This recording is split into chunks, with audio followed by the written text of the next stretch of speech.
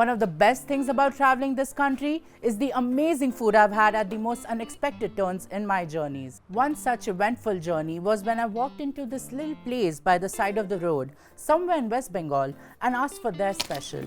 The dish I was served was quite interesting to say the least. The original chili chicken.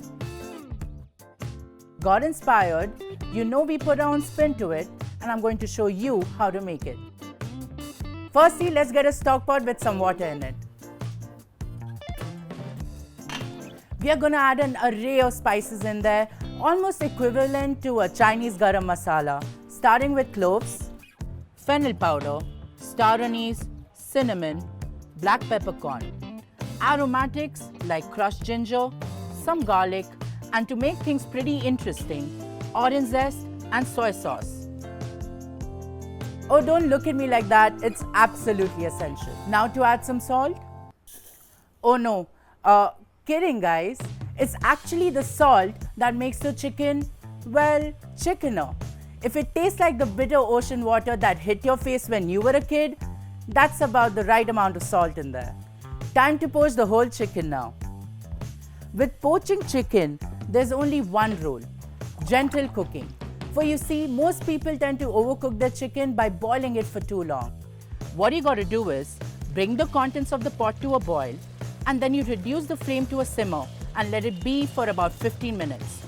Switch off the flame and let it simmer for another 15 minutes with the lid on.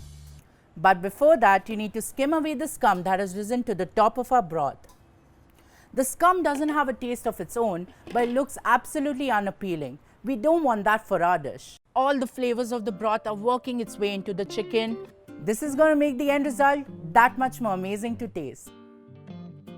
After the chicken has cooled down completely, I'm going to shred it by hand. Shredding the chicken by hand ensures that you don't go against the grain of the meat, helping me get longer strands. Make sure to strain this flavorful broth as we'll be using it later. Now let's set the chicken aside and get going with the next ingredient in line. Take a few dried red chilies and boil them in water.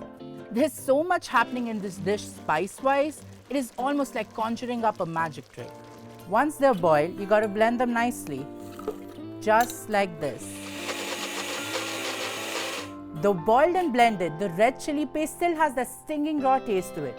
To remove that, we are going to cook it in some oil. Let's get back to the shredded chicken. I'm going to give it a light dusting of corn flour, like that. Now let's get the oil in this heated up. Once hot enough, in goes the shredded chicken. Sauce time. Let's get some fresh oil in a wok now. I'm going to add some crushed garlic, dry red chili, chopped onions, and our red chili paste that has been sitting on the side. Let's give it a good stir. Oh, the aroma right now makes me feel so nostalgic, and once it starts smelling real good, in go our sliced bell peppers. I did not add them with the other vegetables to retain that crunchy goodness bell peppers bring to the right kind of dish. Time for the chicken stock to make an entry again. We pour in a generous amount of stock in the wok to thin the whole thing out a little. Sprinkle some salt according to taste. There, looks about right to me. All that's left is to round the whole thing off with some soy, a dash of vinegar, and ketchup to balance out the heat of the red chilies. And just like that, our dish is almost ready. Almost, because we got to bring the sauce and the chicken together now. Take a serving of our shredded chicken and add it to our bubbling sauce in the wok and give it a good stir around. Keep stirring till the sauce is completely reduced and sticks to the chicken. Now I like making my dishes look pretty. So for the garnishing, I'm going to decorate our dish with some roasted peanuts, roasted sesame seeds, and some chopped scallion.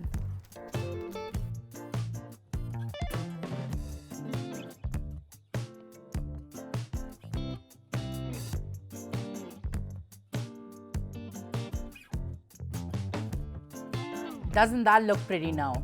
Well, not for long, because this dish is going to be attacked by me.